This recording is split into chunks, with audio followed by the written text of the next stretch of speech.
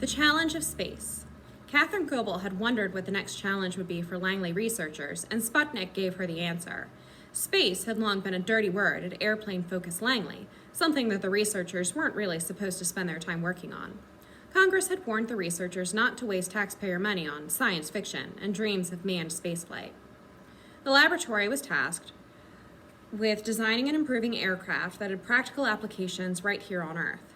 That didn't stop Langley engineers from imagining how missile shapes and rocket engines and solutions to reentry problems involved in high-speed flight research might apply to space vehicles.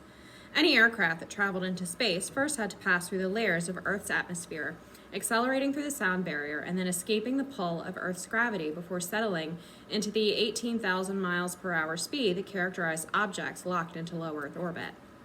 On the return trip, the same vehicle would have to skid through the friction of the increasingly dense atmosphere, encountering heat that could reach 3,000 degrees Fahrenheit before falling back to Earth.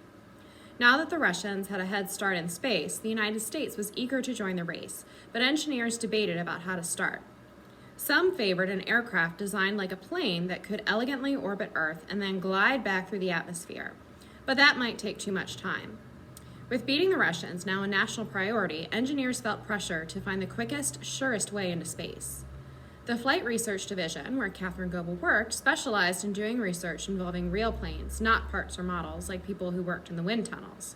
Another group at Langley, the Pilotless Aircraft Research Division, PRAD, specialized in rockets and had set up a test range on Wallops Island off the Virginia coast where test rockets could be launched. In previous tests, the group's rockets had reached speeds of Mach 15 in flight, and the engineers in PRAD were confident that their vehicles were powerful enough to lift a satellite and human passenger into orbit. The engineers in the Flight Research Division and in PRAD were eager to test their ideas about how to catch up to the Russians in space.